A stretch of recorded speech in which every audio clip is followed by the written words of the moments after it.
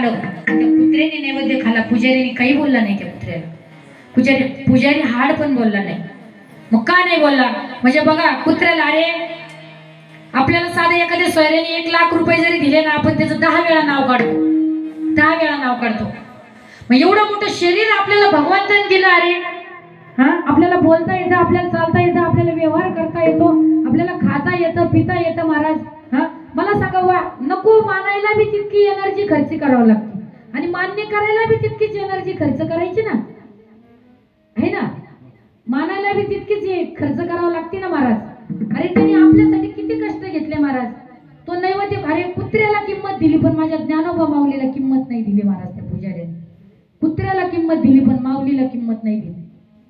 आज आपले फुटपाथवर राहणारे, रोज 2 दारं मागून खाणारे, त्यांना सुद्धा प्रेमाने म्हणावं लागतं. पारद्याच्या पुरी दारात आल्या ना तर त्यांना म्हणावं लागतं, बाई थांब गं, इथं मी तुला भाजी आणि पोळी आणून देते.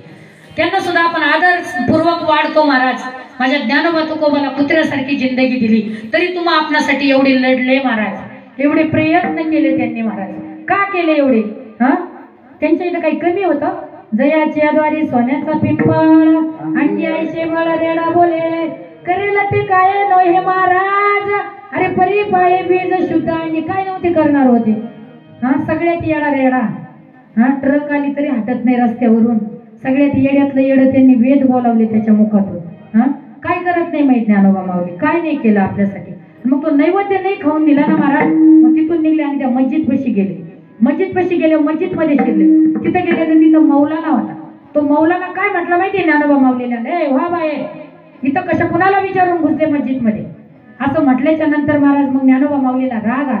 ज्ञानोबा माऊली म्हणले, कुठपर्यंत सहन करायचं यांचा? नाही पेलवत आता, नाही जाणार बाहेर. मौलानाला म्हटलं नाही जाणार बाहेर मी. मौलाना म्हटलं भाऊ जा बाहेर. ते म्हणजे काय काय कसलं कशामुळं म्हणतोय मला जा बाहेर? कुठून जा म्हणतोय मला बाहेर? कुणाच्या जागेतून जा म्हणतो? ते म्हणे आमची मस्जिद आहे. बोलला मस्जिद माझी पण आहे. ज्ञानोबा बोलले. ते म्हटलं मस्जिद तुझी आहे? म्हणे हो मस्जिद माझी पण आहे. मग ज्ञानोबा म्हटले तुझ्याकडं. ज्ञानोबाला तो म्हटला तुझ्याकडे काय प्रूफ आहे? ज्ञानोबा म्हटले तुला पुरावा पाहिजे का? प्रूफ पाहिजे का तुला? सांगू काय म्हणे? तुझ्याकडे काय प्रूफ आहे? मौलानाला ज्ञानोबा म्हटले, ज्ञानोबा मौलाना म्हटलं मस्जिद आमची, आम्ही नमाज पाडतो 5 वेळा 4 वेळा दिवसातून येऊ. महाराज ज्ञानोबा माऊली म्हटले माझी असली तर कसं असतं माहितीये का? देव कोपलात चालत पण माणसावर संत खूप नाही महाराज. राग हा आला पाहिजे. ताटी बंद केली होती माऊलीने, राग सुद्धा आला पाहिजे. टाळ करायला ना, टाळणीच वाजवता नाही आला पाहिजे, टाळ कधी कधी फिरवता पण आला पाहिजे महाराज. कारण की भगवंतांनीच सांगून ठेवलंय शास्त्र आणि शस्त्र दोन्ही चालवायचं. काय चालवायचं? शास्त्र आणि शस्त्र. मला सांगा रामाच्या हातात काय काय? आता एवढ्या प्रश्नाचं उत्तर द्या. आता मी 1-2 तास झाले तुमच्या पुढे बोलते. मला सांगा रामाच्या हातात काय काय? धनुष्य आणि अजून काय?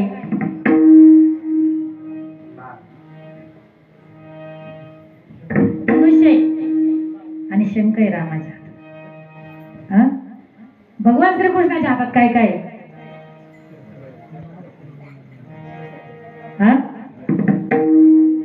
शमलाजी काय?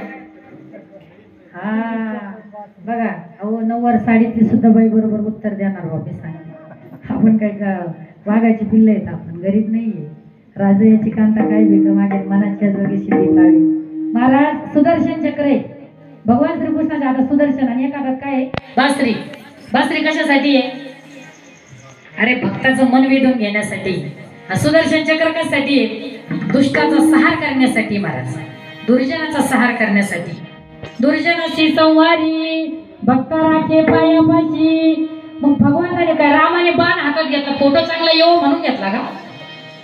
राम काय म्हटले? माझा फोटो चांगला आला पाहिजे मग मी बाण हातात घेतो? नाही ना. अरे तो सुद्धा भक्तासाठी आणि दुर्जनासाठी महाराज.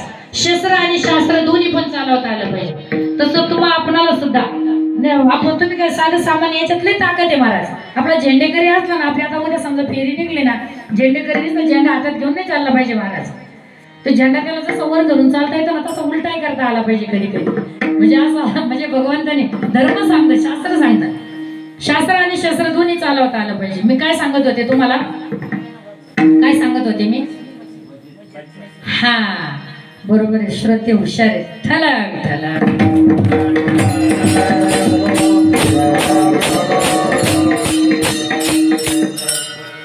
त्या मस्जिद मध्ये घुसल्याच्या नंतर माय ज्ञानोबा माऊलीला चिड आली. ताटीचा अभंग बघा तुम्ही, राग आला.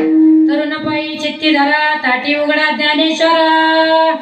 माई मुक्ता म्हणते सुख सागर आपण व्हावे जग बोधे निवावे. बोध करू नये अंतर साधू नये अपपर. ज्ञानोबाला राग आला. ज्ञानोबा मस्जिद मध्ये म्हटले, अगे मस्जिद तू कुणाची